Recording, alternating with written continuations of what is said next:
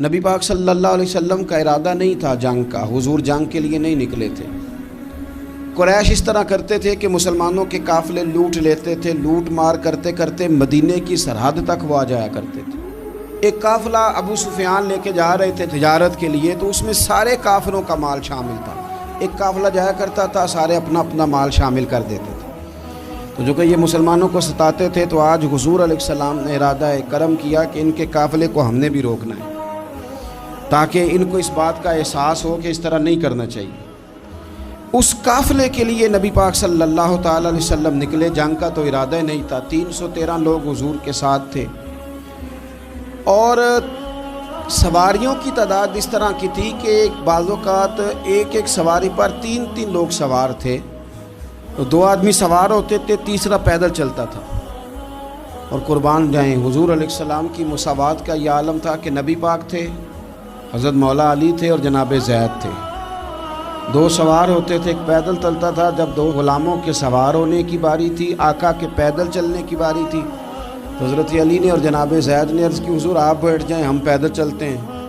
حضور فرمانے لگے نہ تمہارے اندر طاقت زیادہ ہے اور نہ تمہیں ثواب کی ضرورت زیادہ ہے، مجھے اللہ نے طاقت بھی زیادہ دی ہے اور میں ثواب سے بھی مستغنی نہیں ہوں، لہذا تم اگر پیدل چل سکتے ہو تو میں بھی پیدل چلوں گا میں بھی پیدل۔ یہ چیز مساوات پیدا کرتی ہے۔ حضور اس طرح جا رہے تھے۔ ابو سفیان بڑے تیز آدمی تھے، جب پتہ چلا نا کہ مسلمان حملے کے ارادے سے آ رہے ہیں، تو ایک بندہ جلدی سے دوڑایا، مکے جا کے بتاؤ تم سب کا مال میرے پاس ہے، تو مسلمانوں نے حملہ کر دیا ہے۔ خود اس طرح کیا کہ جس رستے سے وہ جا رہے تھے وہ رستہ بدل کے رستہ کوئی اور اختیار کر لیا۔ قافلہ بھی بچ کے نکل گیا۔ اہل عرب کا طریقہ تھا ایمرجنسی اعلان کرنے کا، ہمارے ہاں بھی طریقہ ہے بریکنگ نیوز، ہے نا جی، چور آ گیا، پھر وہ کئی دفعہ صحیح بھی آتا ہے تو لوگ یقین نہیں کرتے۔ ہر شے کی تو بریکنگ نیوز ہے، اور کھولیں تو بیچ میں سے کچھ بھی نہیں نکلتا، نیری نیوز بھی نہیں نکلتی، بریکنگ کیا نکلنی ہوتی ہے۔ اس لیے میں کہتا ہوں کہ میڈیا کی ہر بات کو تسلیم نہ کر لیا کریں، سوشل میڈیا پہ چلنے والی ہر خبر کو نہ مان لیا کریں۔ یہاں تو اتنا عجیب حال ہے، ہمارے ایک بزرگ عالم دین ہے، بیچارے پچھلے دنوں وضاحت دے رہے تھے، خود بیٹھ کے کہہ رہے تھے میں زندہ ہوں بھائی، کسی نے میڈیا پہ خبر دے دی کہ میں فوت ہو گیا ہوں۔ وہ کہہ رہے تھے مہربانی کرو مجھے سونے دو، سارا دن ٹیلی فون آتے ہیں اور لوگ مجھے ہی فون کر کے میری ہی تعزیت کا پوچھنے لگ جاتے ہیں۔ تو اس طرح نہ کریں، کیا صرف تھوڑا سا میڈیا چلانے کے لیے جھوٹ بولا جائے گا؟ بہرحال انہوں نے جو بندہ بھیجا تو بریکنگ نیوز کا وہاں بھی ایک طریقہ تھا، اونٹ کے کان ناک کاٹ دیتے تھے، اپنے کپڑے پھاڑ لیتے تھے۔ اب اونٹ بڑے زور سے چلاتا تھا، جب اس کا ناک کٹ جاتا تھا، اونٹ چلاتا تو لوگ گھروں سے نکل آتے۔ اب وہ جو بندہ ابو سفیان نے بھیجا تھا، اس نے جا کے اپنے اونٹ کے ناک کان کاٹ دیے، لوگ دوڑے باہر نکلے، پوچھا کیا ہوا، تو اس نے کہا نکلو تمہارا تو مال سارا لوٹنے لگے مسلمان۔ وہ ابو سفیان بچ کے نکل گئے تھے، انہوں نے پیغام بھی دیا کہ میں بچ کے آ گیا ہوں، اب آنے کی ضرورت نہیں۔ لیکن انسان کو جو چیز سب سے زیادہ پستی میں لے جاتی ہے وہ اس کا تکبر ہوتا ہے۔ تو مینوں جانتا ہی نہیں، تجھے میرا پتہ ہی نہیں، کہ لے ڈوبتی ہے چیز لوگوں۔ انہیں بھی لے ڈوبی، انہوں نے کہا جی اب نہیں واپس جانا، اب چلو۔ 1000 کا لشکر، گانے بجانے والی عورتیں ساتھ، شراب کے مٹکے ساتھ، 10 اونٹ روز ذبح ہو رہے ہیں، سردار دعوتیں پکا رہے ہیں، گوشت بھونا جا رہا ہے۔ بدر میں پہنچ گئے، مسلمان بھی 313 پہنچ گئے۔ یہ ساری رات شرابیں پیتے، وہ ساری رات سجدے کرتے، یہ ناچ گانے سرور کی محفلیں سجتی اور وہ رسول پاک کی تقریر سنتے، حضور کے خطبات سے فیض یاب ہوتے۔ عمیر بن وہب کو بھیجا ابو جہل نے، کہا پتہ کر کے آؤ بندے کتنے۔ اس نے جا کے کہا کہ 312 313 310 اتنے۔ کہنے لگا جنگ کیا کرنی ہے، ان کو سویرے اونٹوں کی پشتوں پہ باندھ کے لے جائیں گے، مکے جا کے دیکھیں گے کیا کرنا ہے۔ یہ تکبر ہے نا۔ تو عمیر بن وہب کہنے لگا ہیں 312 ہیں 313، میرے اندازے میں 310، لیکن ایک کا بھی واپس جانے کا ارادہ کوئی نہیں۔ میں نے جس کو بھی دیکھا ہے شہادت کی دعا مانگتے دیکھا ہے، ارادہ بڑا پکا لے کے آئے، شہادت ہے مطلوب و مقصود مومن، نہ مال غنیمت نہ کشور کشائی۔ نبی پاک صلی اللہ علیہ وسلم نے جب دیکھا نا کہ وہ تو جنگ کے لیے آن پہنچے ہیں اور ارادہ تو قافلے کا تھا، تو حضور نے صحابہ سے مشورہ کیا. نبی پاک علیہ الصلوۃ والسلام نے ہمیں بتایا ہے کہ چیزیں مسلط نہ کرو. ہم نہ اپنا مسلط کرتے ہیں، یعنی تراویح پڑھنے والا بندہ دوسروں کو بڑا گھورتا ہے کہ تو کیوں نہیں پڑھتا، بھئی تو پڑھ رہا ہے نا تو اللہ سے دعا کر یہ بھی پڑھے، لیکن اپنا مسلط نہ کر، دعوت دے، تبلیغ کر. نفل پڑھنے والا سب کو گناہگار ہی سمجھنے لگ جاتا ہے. عصر کی پہلی 4 سنتے تو کیوں نہیں پڑھتا، تو کیوں. بھئی آپ مسلط کریں گے، آپ رائے دیں اور رائے دے کے سائڈ پہ ہو جائیں. مسلط کرنے کی تو اجازت نہیں. حضور کا تو حکم چل سکتا ہے نا، چلتا ہے نا. لیکن حضور نے بھی صحابہ سے پوچھا، بھائی وہ تو لڑنے آ گئے ہیں، اب کیا کرنا ہے؟ تو حضرت صدیق اکبر کہنے لگے، حضور کرنا وہ ہے جو آپ نے فرمانا ہے. حضرت عمر کہنے لگے، حضور تلواروں کو تو زنگ لگ گیا ہے. اور جناب علی شیر خدا مرتضیٰ مشکل کشا غل عطا، مولا کائنات فرمانے لگے، حضور علی اور تلوار یہ تو رشتہ ہی بڑا پرانا ہے، تیاری کریں. حضور کا خیال تھا کہ انصار بھی تو بولے نا، یہ تو سب مہاجرین بول رہے ہیں. انصار کو جب سمجھ آئی نا کہ اشارہ ہماری طرف ہے تو حضرت سعد بن عبادہ اٹھے، کہنے لگے، حضور آپ کا اشارہ ہماری جانب ہے؟ فرمایا ہاں. کہا یا رسول اللہ صلی اللہ علیہ وسلم خشکی پہ بھی لڑیں گے اور دریا میں بھی لڑیں گے. حضور انسانوں سے بھی لڑیں گے اور آپ حکم دیں گے تو جنوں سے بھی لڑیں گے. وہ بیٹھے تو حضرت مقداد اٹھے اور کمال کر دی، کہنے لگے یا رسول اللہ آپ ہم سے ارادہ پوچھ رہے ہیں؟ ہم کوئی حضرت موسیٰ کی قوم ہے جو اپنے نبی سے کہہ دیں گے آپ لڑیں اور آپ کا خدا لڑے؟ سونیا ہم آپ کے ساتھ لڑیں گے اور آپ کے قدموں پہ جانیں بھی قربان کریں گے. نبی کا حکم ہو تو کود جائیں ہم سمندر میں اور جہاں کو محو کر دیں نعرہ اللہ اکبر میں.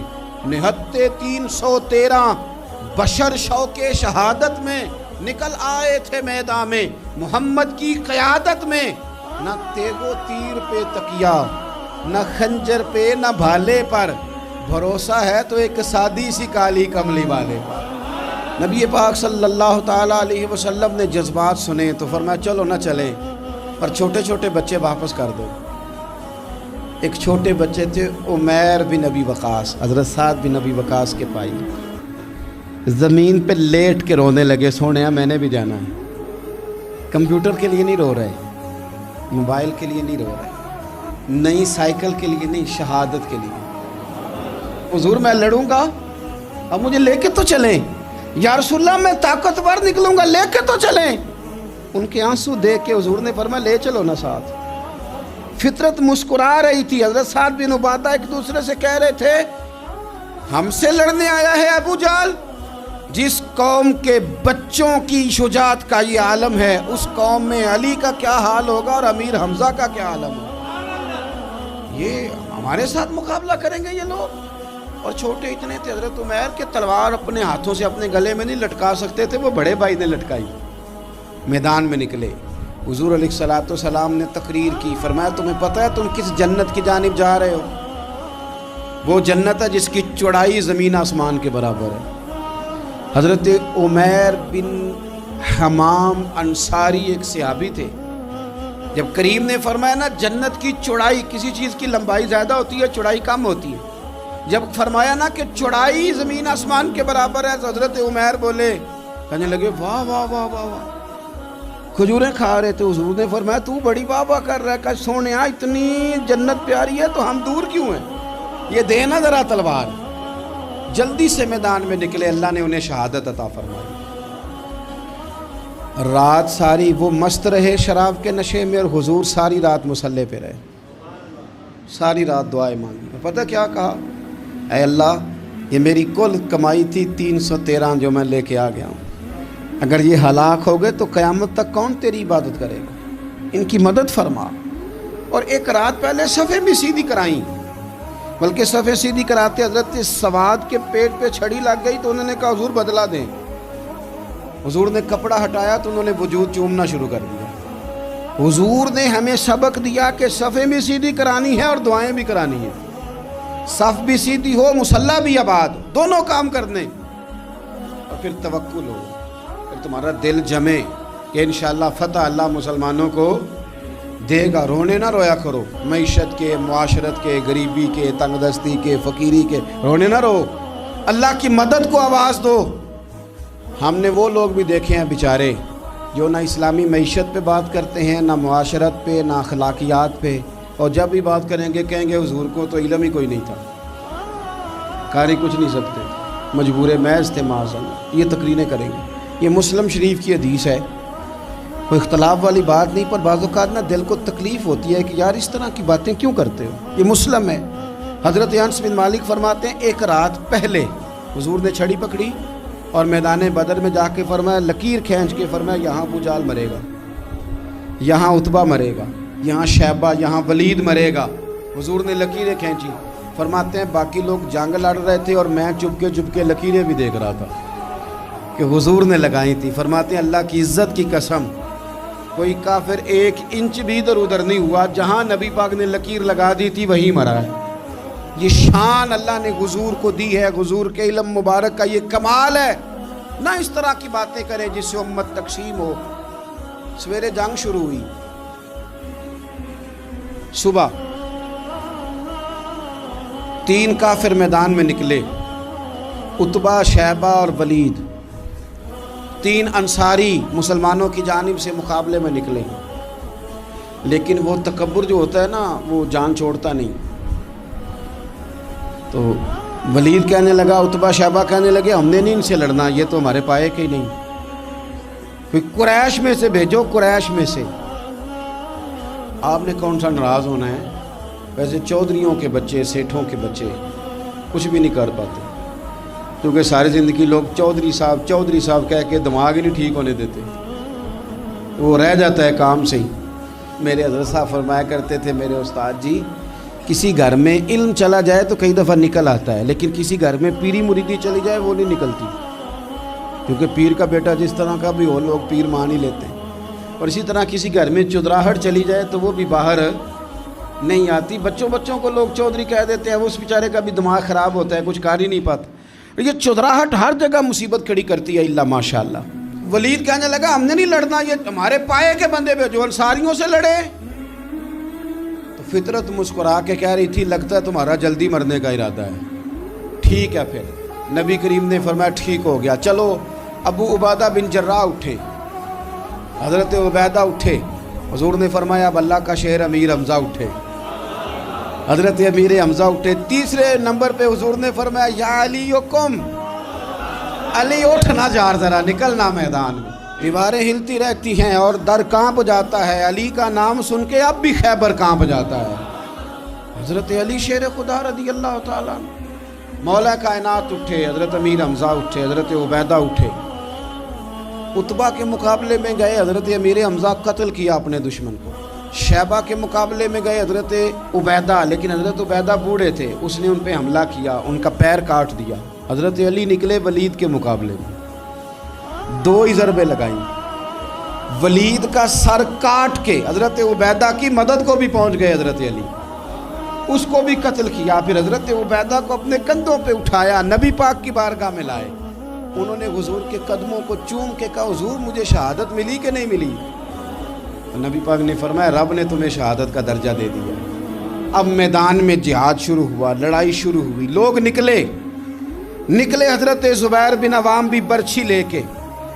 ایک کافر نکلا, آس اس کا نام تھا, وہ سارا لوہے کا لباس پہن کے آ گیا, صرف آنکھیں نظر آ رہی, بڑے مسلمانوں کو زخمی کر رہا تھا. اب کیسے لڑیں اس کے خلاف؟ تو حضرت زبیر بن عوام کے ہاتھ میں برچھی تھی, بس آنکھیں نظر, اتنی زور سے اللہ اکبر کہہ کے برچھی ماری نا کہ اس کا آپ نے گلا ہی کاٹ کے رکھ دیا. ہر چیز اس کے دماغ سے باہر نکل آئی, زمین پہ تڑپا. وہ برچھی اتنی پسند آئی نبی پاک کو. حضور کو صرف تسبیح پسند نہیں آتی, برچھی بھی پسند آتی. حضور کو صرف تلاوت والا مومن نہیں, جہاد والا بھی پسند آتا ہے. اصل پتہ مسئلہ کیا ہے کہ مسلمان نا ایک چیز دیتے ہیں پھر اسی کا شکار اور دوسری کو چھوڑ دیتے ہیں. دین ہمہ پہلو ہے, آپ سجدے کی بات بھی کریں, جہاد کی بھی کریں, دونوں دین ہیں. اور یہ یاد رکھیں کہ اسی سے مسلمان مضبوط ہوتا ہے. حضور کو برچھی اتنی پسند آئی کہ آپ کو بخاری میں ملے گا, نبی پاک نے برچھی لے کے بطور یادگار کے اپنے پاس رکھ لی. پھر وہ برچی حضرت صدیق اکبر کے پاس رہی، پھر وہ برچی حضرت عمر کے پاس رہی، پھر حضرت عثمان کے پاس رہی، پھر مولا علی کے پاس رہی۔ میں ان لوگوں کو کیا کہوں جنہوں نے مکے مدینے میں نبی پاک کی یادیں مٹا دی ہیں۔ سونے نے تو صحابہ کی یادگار تلواریں بھی سنبھال کے رکھی، اور تم نے حضور نے جس کنویں سے پانی پیا تھا وہ کنواں ختم کر دیا، تم نے جہاں حضور نے غسل کیا تھا وہ جگہ ختم کر دی۔ کیا بات کرتے ہو صاحب، وہ جگہیں تو ہمارے لیے چومنے کے لائق تھیں اور آنے والی نسل کو وہاں عقیدت کے پھول برسانے تھے۔ تم نے کیا سلوک کیا؟